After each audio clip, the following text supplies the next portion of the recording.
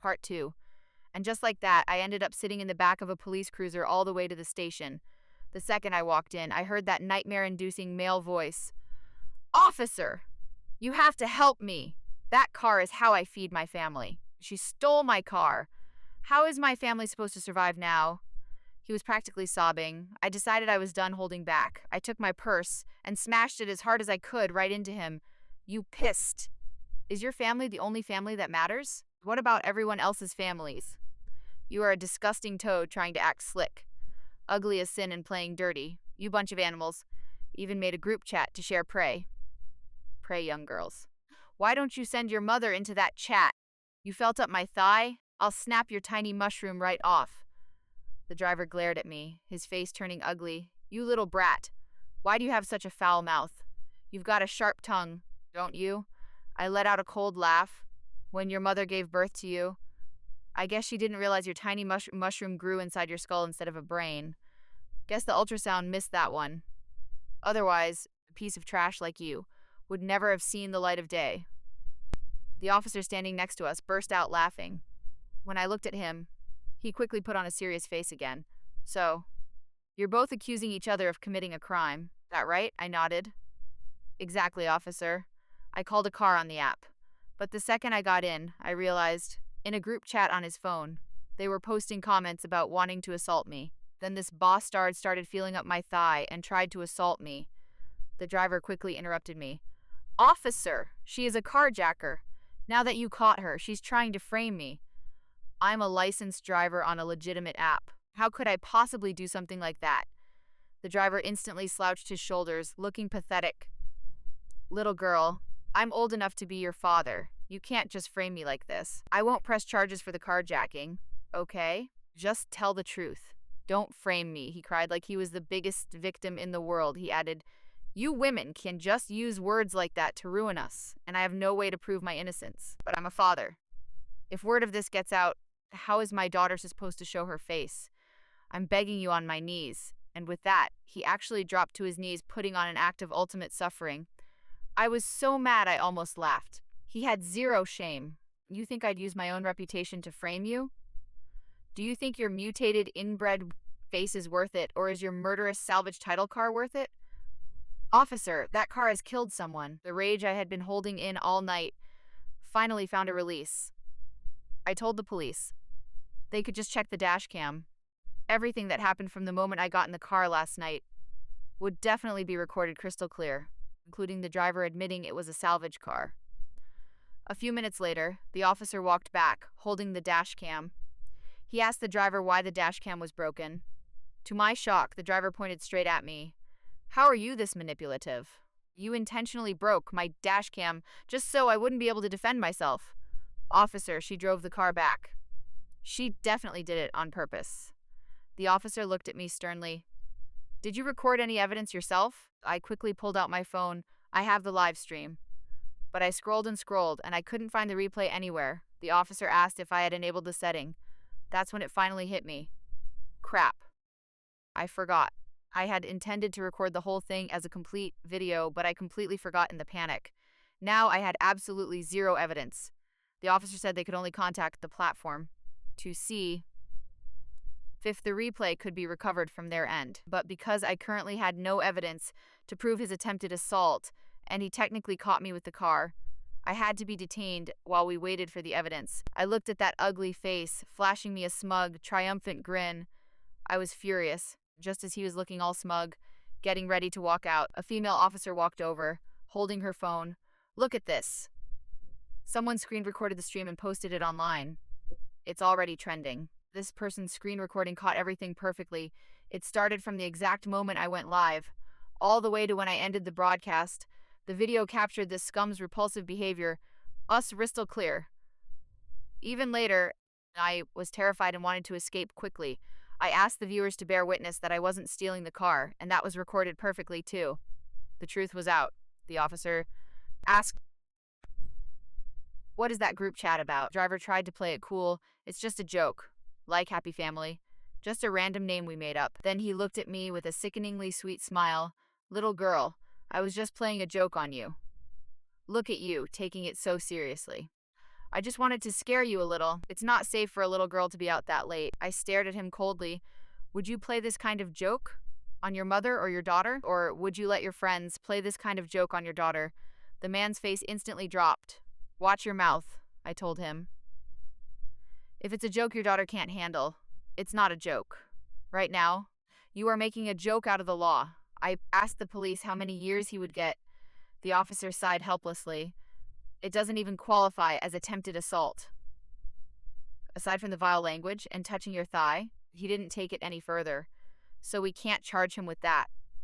Based on the evidence in the video, we can only charge him with harassment, and it's only misdemeanor harassment. He'll just be detained for a few days. I got agitated, so just because I, the victim, managed to stop the assault in time, we just pretend the whole thing never happened? If I really had been assaulted, would his measly few years in prison ever fix the trauma I'd carry? He stayed silent for a moment and finally just said, I'm sorry. The female officer walked over and gently patted my back. When the scumbag driver heard he was only getting a few days in holding, he visibly let out a sigh of relief. As the police led him away, he stopped right next to me for a second. When I get out, I'll be sure to come give you a proper apology. Little girl. The officer yelled at him, This is a police station. Then he walked me to the door. He gave me his personal cell number and told me that if I ever felt I was in danger, I could contact him directly. I thanked him and left. I hadn't walked far before my phone rang. It was an unknown number, but it didn't say spam. I answered it, feeling a little confused. Hello? A strange male voice came through the phone. Are you Ye Zhang? You're the one from that live stream, right? How can you be so shameless?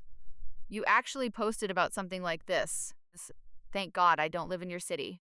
Otherwise, I might have ended up with used goods like you. Do you even deserve a man? I didn't even pause to think. I opened my mouth and fired right back. I deserve to be your great-grandmother. If you miss your great-grandmother, you should come watch my live streams more often. Looking at me is basically looking at your great-grandmother. Before he could curse back, I hung up the phone and instantly blocked the number. Soon, more unknown numbers started calling. I didn't answer a single one. I declined all of them. My boss called me too. I thought he had some urgent work issue. To my surprise, the first thing he said was, all your personal information has been dug up and posted online. To avoid dragging the company's reputation down, I need you to stay home and rest for a few days. Wait for this to blow over before you come back to work. Your pay is suspended. I didn't think I would impact my work at all, so I tried to negotiate with my boss, asking if I could work remotely. My boss rejected my request and even mocked me. You, Zhang, normally, I couldn't tell that you were this kind of restless troublemaker. You really can't judge a book by its cover. If you can do the job, do it. If you can't, get out. I took a deep breath. Working for a moron like you, I'm terrified lightning will strike you and I'll get caught in the blast. Restless? You practically live at the massage parlor. You treat the escorts like your own mother. You treat the crap in the toilet like gold. I slammed the phone down and hung up. When I logged onto my social media, my DMs were basically exploding. Don't be scared, sis. We'll push this to the top of the trending page and make that scumbag pay. Stay strong, sis. Who told you to wander around outside in the middle of the night instead of sleeping at home? Didn't you ask for it? Let's be real. Were you out trying to hook a sugar daddy in the middle of the night when the driver wouldn't pay your price? You framed him? It's obvious staged stunt. Next step, you're going to start selling products on stream, right? I closed the app with a deadpan expression. There are a lot of good people in this world, and a lot of demons too.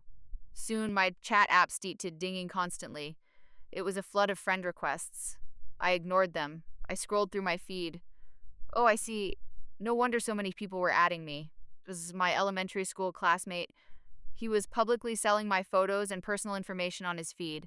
I opened his chat and cursed him out from head to toe. Then I took screenshots of him selling my photos and posted them to my own feed and the elementary school group chat. I also got a friend to add me to his company's group chat. I dropped all the evidence right in their group chat. But even though I handled it quickly, a massive wave of public opinion exploded online. They all said I was definitely staging it for clout, that I was just driving traffic so I could start selling products on my socials.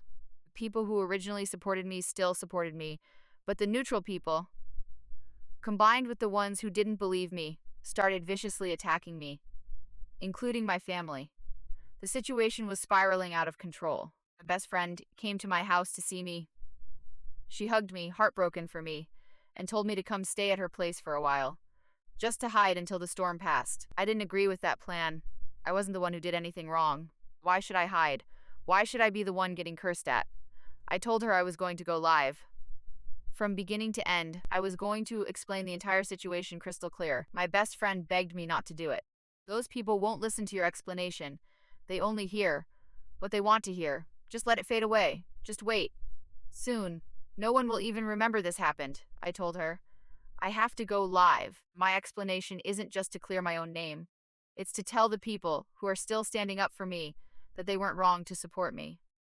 Good is good, and evil is evil. Hearing that, my best friend chose to support me. I started the live stream, disabled all donations and tipping, and explained everything from start to finish. I also announced on the stream that I would be suing the classmate who sold my personal info. I swore I would never use this tragedy as a stunt taught sell products. The whole ordeal seemed to finally come to a close, but 10 days later, right at the entrance to my apartment complex, I saw the scumbag driver.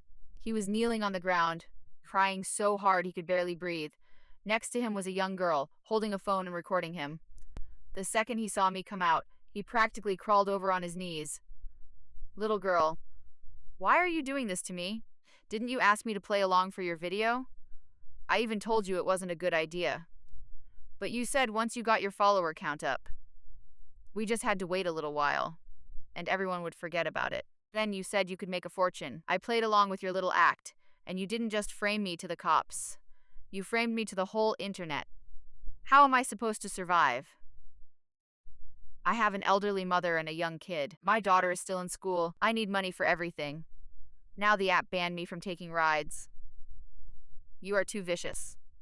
The people at the gate, both the ones who knew the truth and the ones who didn't, started pointing and whispering about me. After all, this world always sympathizes with the weak.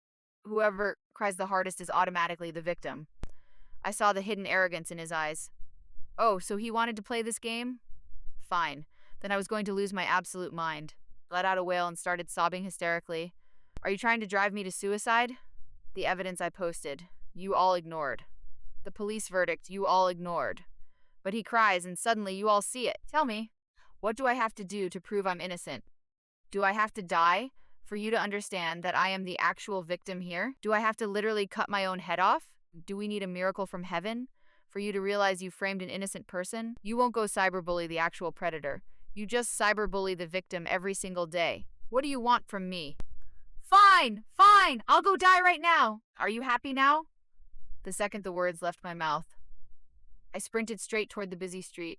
A car that was very close to me couldn't brake in time. Right before it was about to hit me, a guy shoved me hard out of the way. I hit the ground and scraped my leg, drawing blood.